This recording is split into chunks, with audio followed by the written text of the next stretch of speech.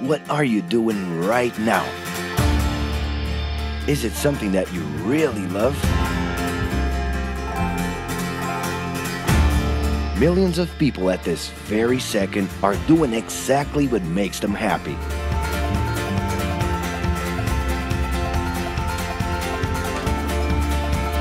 But wait a minute. You spend a big part of your life working.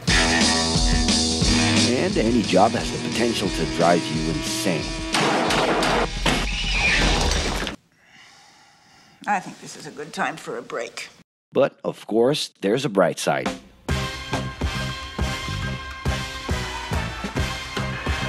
And the best thing, time off.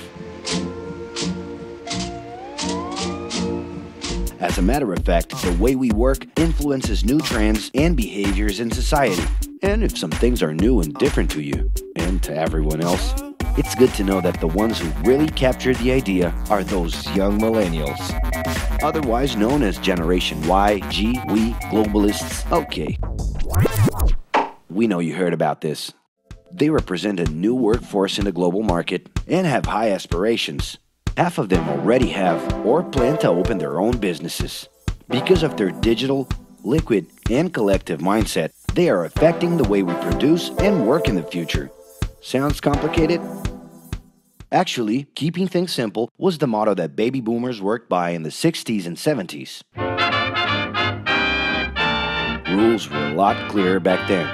The workspace was confined to the office, responsibilities were individual-based and very specific, and you knew exactly the right time to start and finish your day. At that time, after the World Wars, the institution represented the security that everyone was dreaming about. Because of this, it made total sense to be a company man and respond well to linear and hierarchical structures. But be careful. Once you chose a career, it was a decision that would pretty much last for the rest of your life. Older workers would teach young ones because putting in long years of experience was essential if you wanted to grow within the company. Having a job would guarantee social status and was the first step towards marriage and a first kid 9 months later. Work didn't mix with personal life. No bringing work home. But baby boomers worked a lot. It's been a hard day's night. And this had to do with keeping a deep sense of discipline and honor. Day-to-day sacrifices guaranteed that the family would be taken care of, and they knew that a big payoff would come, even if it would take a while.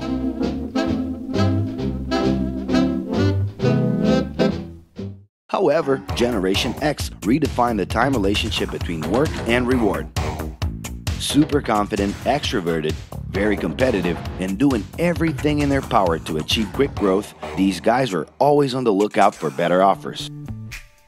A profitable idea could easily put them into a leadership position based on meritocracy without taking their experience into account. As they searched for more ways to personally stand out and be professionally independent, they relied on degrees, including MBAs and PhDs, to get ahead of their competitors. Pressure, pushing down on me, pressing down on you. No man has spoken. In this more individualistic style of thinking, a nice wardrobe and a business card could help them close better deals and expand their network. Being in the right place at the right time is what would define the work schedule. Business time was extended into the happy hour. This mix between personal and professional life turned a workaholic into someone who was admirable and even sexy. In the grace of your love.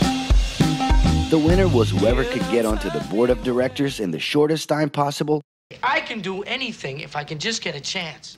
and thus immediately live out the pleasures of this achievement. You want the money, you control the witness. I'll leave you lonely, don't move you into business. But today, the journey's a little different. It really seems more important to have fun on the ride than to make it to the final destination.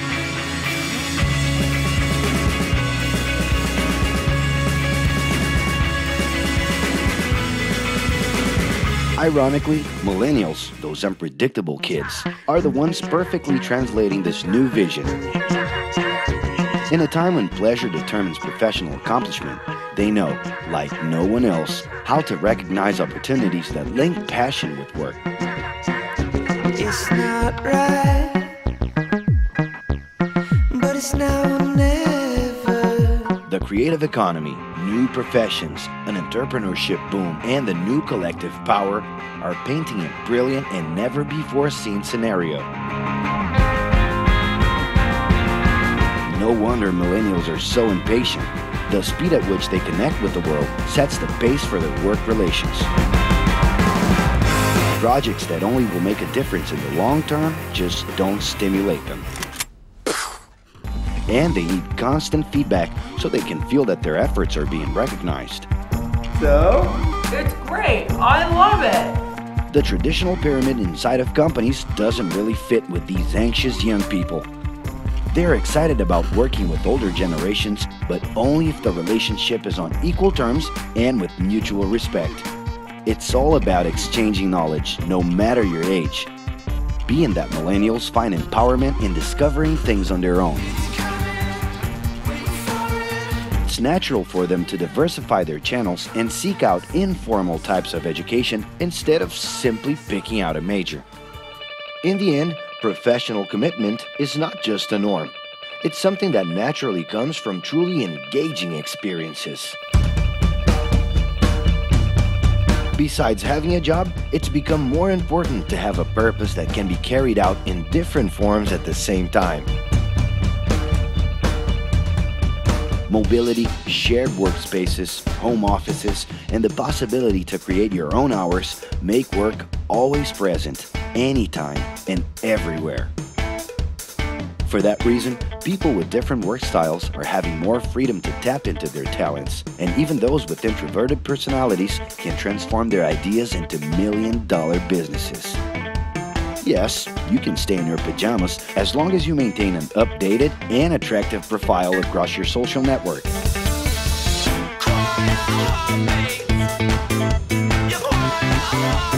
As you can see, flexibility is really the way to go. Millennials are fascinated when they get involved in works in progress and feel motivated by learning new skills. They're excited about an open and forever beta world where testing and messing with something unfinished is the only way to create the new. Millennials need more than ever to feel autonomous, and they're exhilarated by the challenge to develop and participate collaboratively.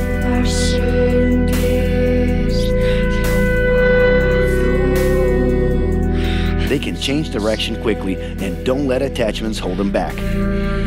It's about living better in the present with no illusion that the future can be controlled.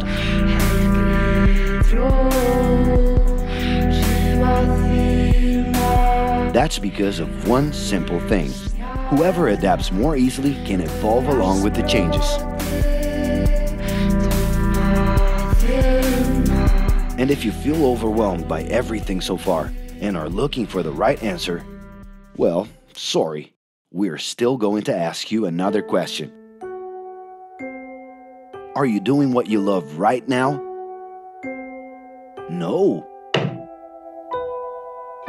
So start.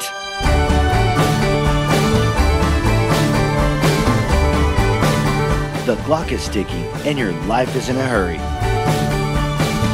Discover your life's purpose and make it happen.